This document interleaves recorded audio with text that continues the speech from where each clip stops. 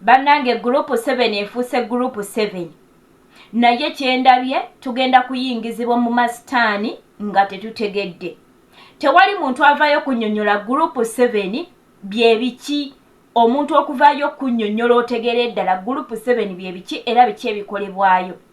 Ebintu bino byatandikiddwa omukyalo omuzungu ng'ayogera ebintu ebyo bakanyagamba abantu muyingire mu group 7 woba tonnayingira osubwa mwanguwa okuyingira. Kati n'abaddugavu batandise okukunga abantu muyingire mu group 7 naye tewali avaayo kunnyonnyola abantu kiki ekiri mu group 7 era bye biki.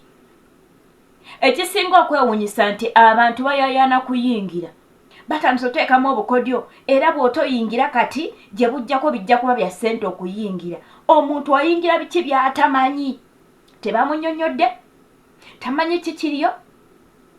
Omukyalo omuzungu ono yagenze n'akola vidiyo ezasookedde ddala zabadde nga 7. Kati nga nnyonnyola ebintu ebyo simayingira gwe kati bagambe bati omanyi nga bagamba nti bachosen wano abalondi ba Katonda.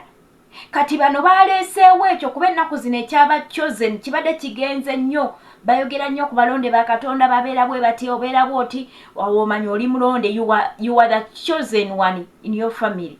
Kati bano baleese ekintu ekyo nga bo bakitumye mbu group 7 kati bagamba mbu group 7 mbu toli chosen simanyi ate gw'oli ki. Kati batandise okukolawo obwo obubinja bagenze ne bakwata ku life y'abantu. Ng'omanyi nti tukulira mu family olusi nga gwe mu family bakusosola tebakwagala bulungi, olusi mama we yakulekawo oba tata we yakwegaana, kwegamba n'okwira mu bulamu nga bwakusika muguwa. Kati bagenze ne bajja nga bakoonako ebyo ebintu. Kati nga bagamba mbu gwe olw'okuba walekebwawo tekitegeeza nti bakulekawo nga tebakwagala, wabula ugwe okulekawo okwo mbu tofiitinga mu bali mbugwe bali family togifiitinga mu kuba tobafaanana oli wanjawulo. Kati bwe bakuŋŋanya ano mu group 7 nga bw'olaba nti tuyina bachosen abakatonda abalonde ba Katonda. Naye sitaani ayina obukodyo bw'akolamu okulaba nti atwala abantu era abayingiza mu nnono ze.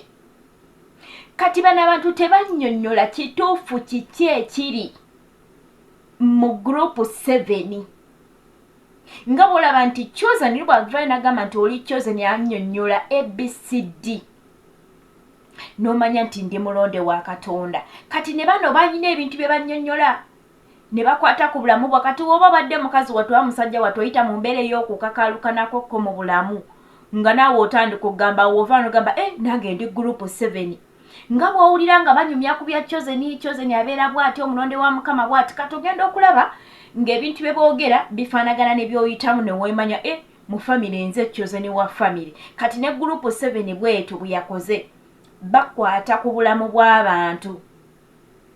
Kati wabyogerako family yo yakulekawo baze bakuyisa we bati mu family bakusosola bwe bato. Kati wabyogerako abantu batandise obuuza ndi mu group 7 ndi mu group 7 babawadde ne link sebo bayina link gye bakoonamu ne bayingira ebintu ebyo naye tomanyi kiki kiri munda. Tewali kintu kitandika nga tekiyina kigendererwa. Abantu abaddugavu na most naddala ndabye n'abana Uganda abatandise okwogera ku bintu bino muyingire group 7 muyingire to the extent nti waliwo omuna Uganda vule n'agamba we mutayingira kati gye bujja bigenda kuba bya ssente. Etali business nti munnange eno business.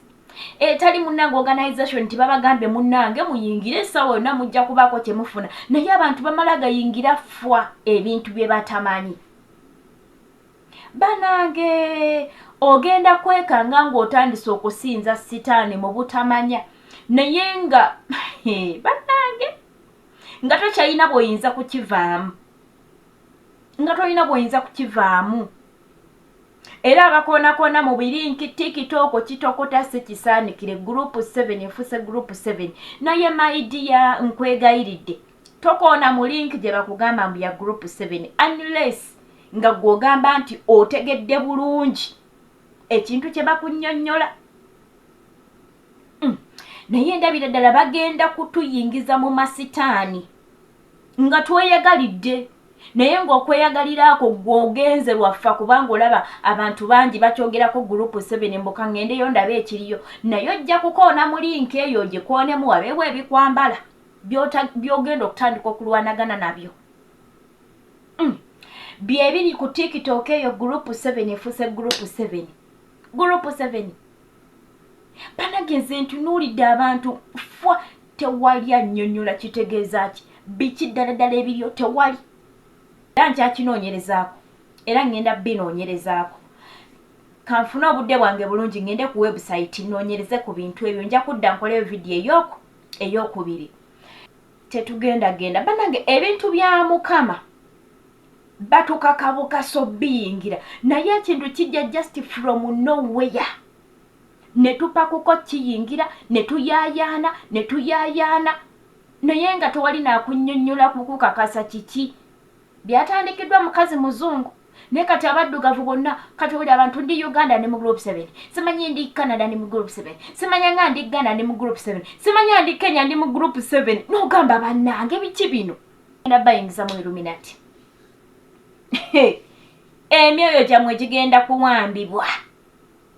Sitaani agenda kuwamba abantu okuyita mu group 7 katubirindeko gye binaggwera naye nze nkomekereza vidiyo eno nga mbagamba nti Mukama abaagala mukkiriza Yesu Kristo ng'omulokozi wammwe muve mu bintu bino bannange.